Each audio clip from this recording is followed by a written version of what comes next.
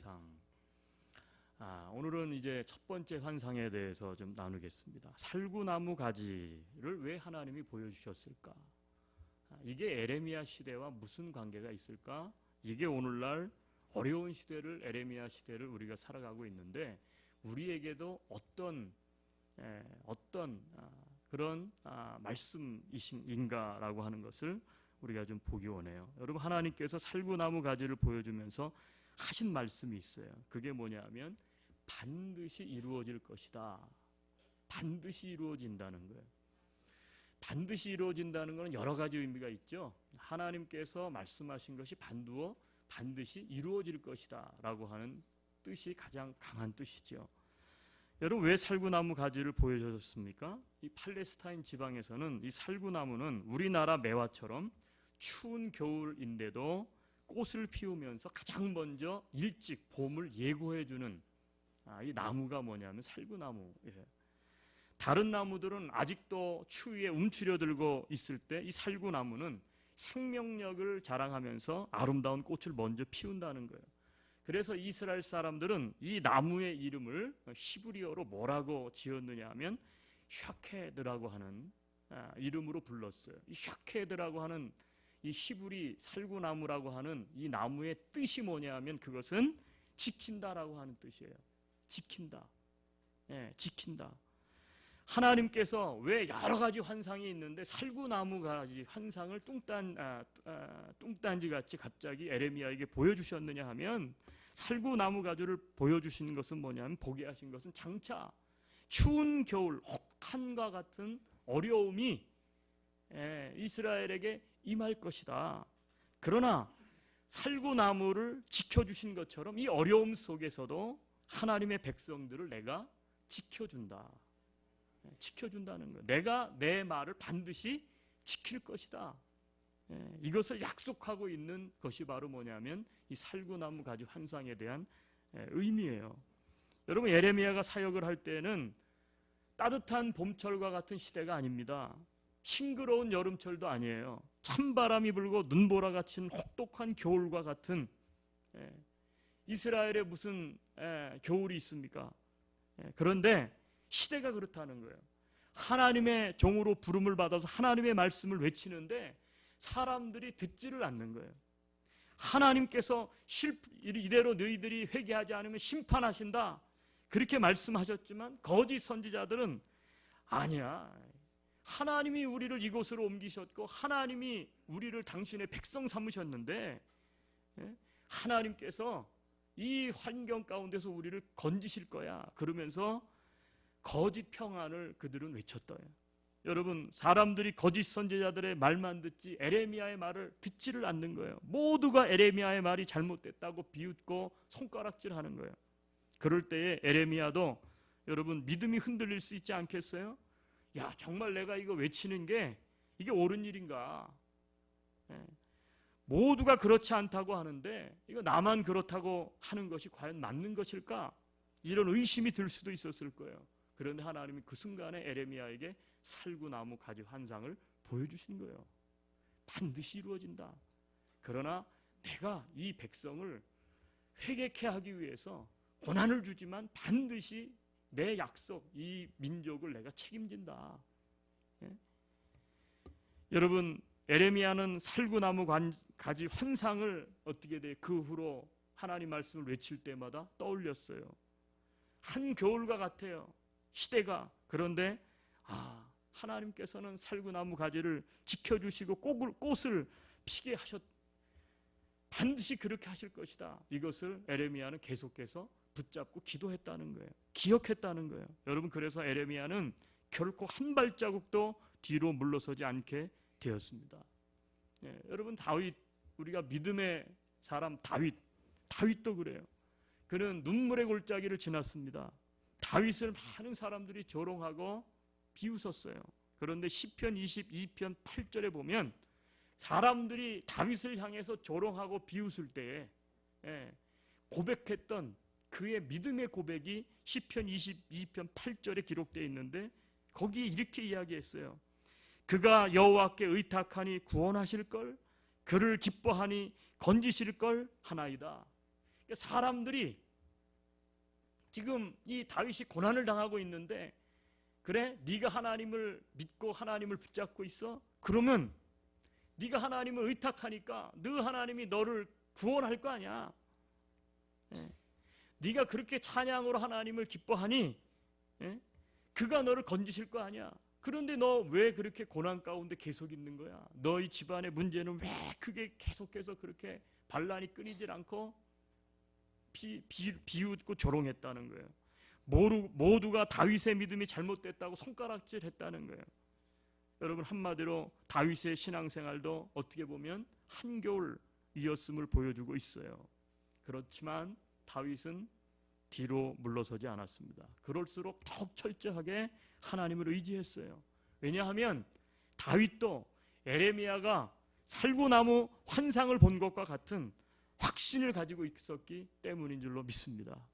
사랑하는 여러분, 우리 인생이 마치 지금 갑자기 임한 겨울처럼 우리 삶이 힘들고 어렵죠. 우리 민족도 마찬가지 아닙니까? 장로님 기도한 것처럼 북풍한설, 지난주 우리가 본 것처럼 이 끓는 가마와 같이 이게 기울어져 가고 있고, 도대체 이런 시대에 우리가 어떻게 삶을 살아야 되나? 무슨 감사가 이런 시절에 나올까? 이렇게 질문을 던지는 분이 있을지도 모르겠어요.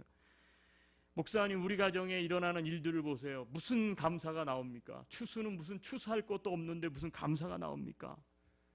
내가 믿음 생활한다고 했더니 이민 와서 우리 가정은 한국에 있는데 믿지 않는 우리 식구들이 하는 얘기가 뭐 예수 믿는다더니 왜 그렇게 삶이 안 풀리나? 뭐 이런 손가락질 하는데 아무도 나를 알아주지 않는 것 같고. 여러분, 우리도 어때요? 이런 의구심이 들 때가 있지 않겠습니까? 정말 하나님이 살아계신가? 하나님이 나를 사랑하시는가? 하나님이 나를 정말 구원하실 것인가? 우리 민족을 하나님께서 기억하고 계신 건 맞나? 여러분, 그럴 때 우리도 이 추수감사절에 예레미야가 보았던 그 살구나무를 보아야 될 줄로 믿습니다. 그리고 다윗처럼 하나님을 의지해야 될 줄로 믿습니다. 하나님께서는 끝까지 나를 지켜주시고 하나님의 약속 반드시 이루실 것이다. 샤켓, 지키시고 이루신다. 완성하시는 하나님, 성취하시는 하나님. 지금은 우리가 앞을 내다볼 수 없지만 나를 향한 하나님의 계획이 반드시 있기 때문에 하나님께서 이 고난 가운데에서도 나의 인생을 이끌어가고 계신다. 여러분, 그 사실을 믿으시기를 주 예수의 이름으로 축복합니다. 그러니까 우리에게 필요한 건 뭐예요? 살구나무 가지 환상이 필요한 거예요.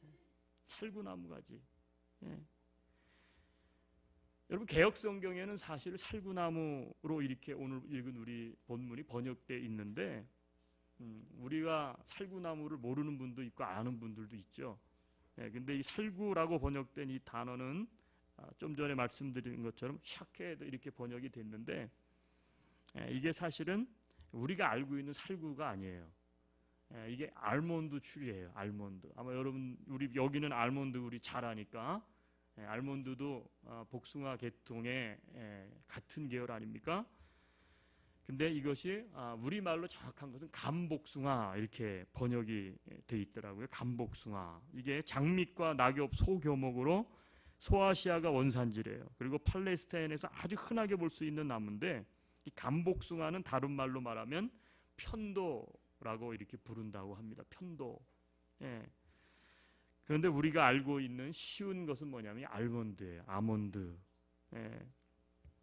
우리가 알고 있는 살구하고는 사실 전혀 다른데, 그 꽃 모양이나 특징이 살구와 비슷해서 아마 옛날에 성경을 번역하시는 분들이 아마 이게 살구나무하고 너무 비슷하다. 그래서 우리식으로 좀 이해하기 쉽게 살구나무로 그렇게 번역을 한 것 같아요.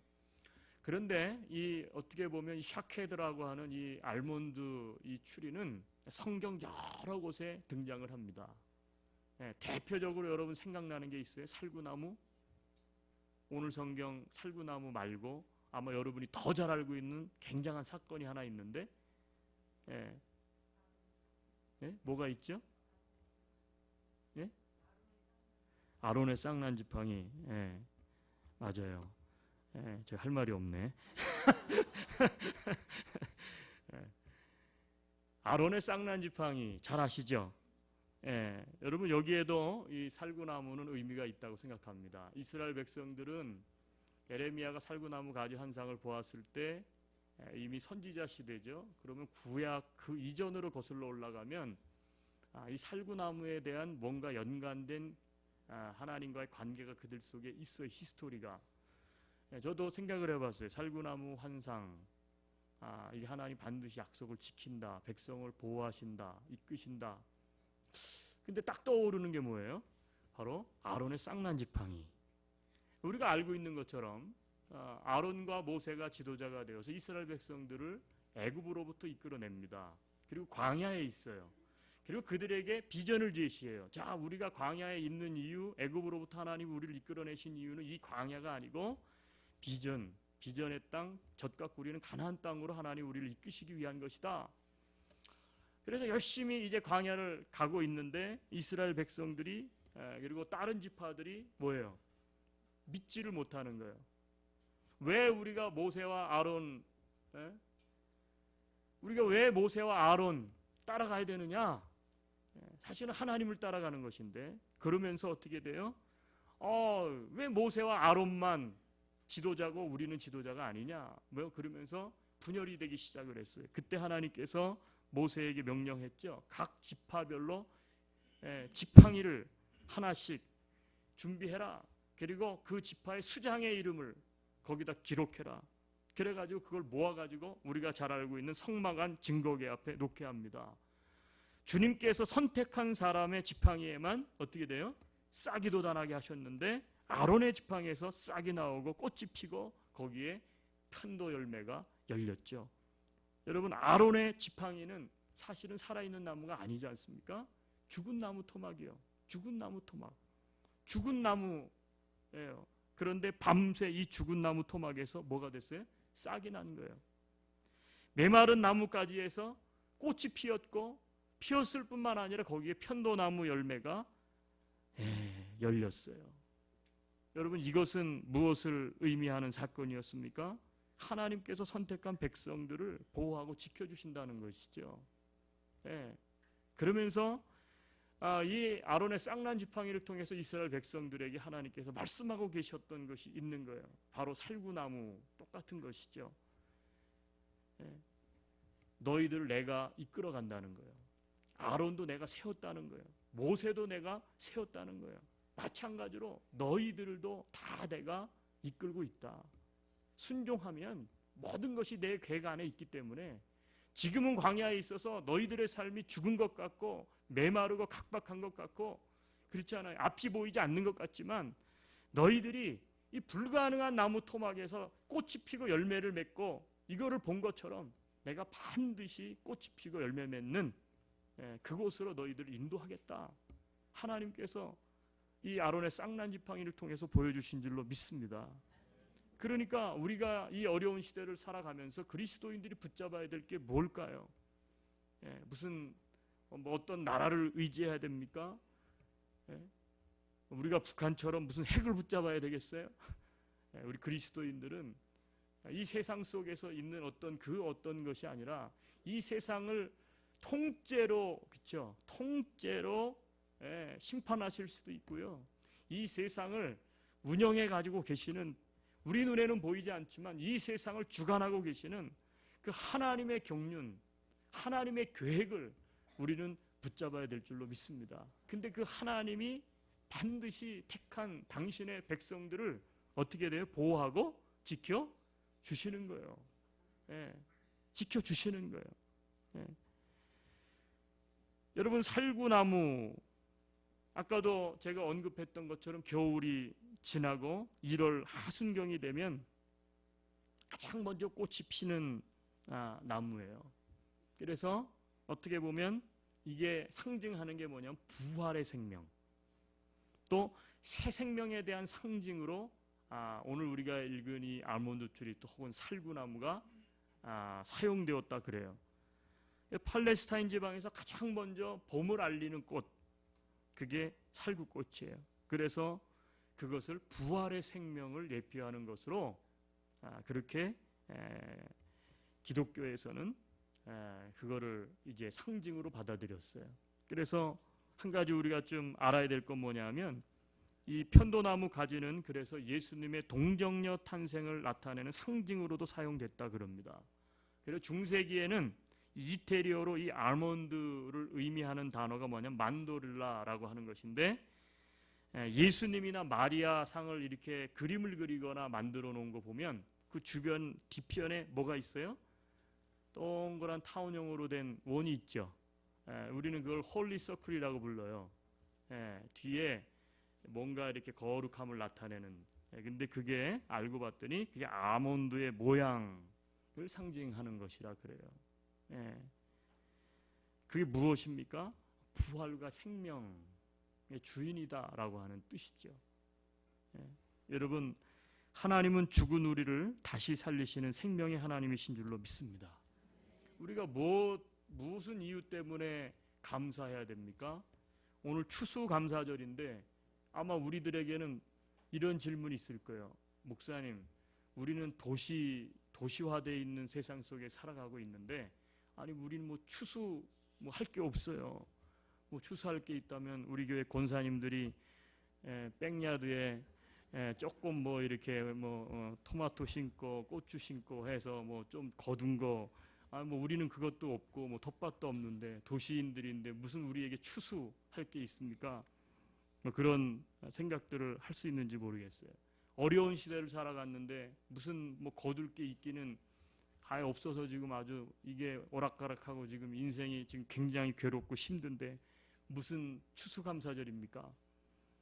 여러분, 그런 이유를 다 떠나서 우리 그리스도인들이 하나님 앞에 감사할 이유가 없을까요? 있어요. 그게 뭐예요? 나에게 생명 주신 하나님이 계시잖아요. 나를 구원하신 하나님이 계시고요. 부활과 생명의 그 믿음을 우리가 붙잡을 때 나를 죽은 자 가운데서 살리실 부활의 하나님, 내 인생의 주인, 이 세상의 창조주 하나님, 그 하나님을 만나게 된 것이 추수감사절에 어떻게 보면 가장 큰 감사의 조건이 아니겠어요? 아멘이세요? 여러분, 하나님은 죽은 우리를 다시 살리시는 생명의 하나님이십니다. 그렇기 때문에 힘들어도 어려워도 여러분 낙심하지 마십시오. 포기하지 마십시오. 절망하지 마십시오. 다시 일어나실 수 있게 되기를 바랍니다. 그래서 오늘 이 살구나무 가지 환상을 통해서 하나님은 우리가 이 어려운 시대를 살아가면서도 불구하고 하나님 앞에 감사할 이유가 있다. 우리가 그렇다면 어떤 신앙을 가져야 되는가? 저는 살구나무 가지 신앙이 필요하다고 믿습니다. 살구나무 가지 신앙은 어떤 신앙입니까? 첫째는 하나님은 반드시 말씀을 어떻게 한다고요? 지키신다, 이루신다는 거예요. 두 번째는요, 하나님이 보호하고 지켜주신다라는 거예요. 세 번째는 하나님은 부활과 생명의 하나님이시기 때문에 우리가 절망하지 말고 다시 어떻게 돼요? 일어날 수 있는 근거가 되셔요. 우리에게 힘을 주세요. 그러니까 어렵고 힘들어도 포기하지 마시고 절망하지 마시고, 오늘 우리가 이 어려운 시대 속에서도, 조국의 어떻게 보면 풍전등화 같은 어려운 시기 속에서도 우리가 살구나무 가지를 좀 볼 수 있다면, 좀 붙든다면 우리는 오늘도 찬양할 수 있고 감사할 수 있는 줄로 믿습니다. 여러분, 그 믿음이 우리 모두에게 있게 되기를 주님의 이름으로 축복합니다. 우리 잠깐 눈을 감읍시다.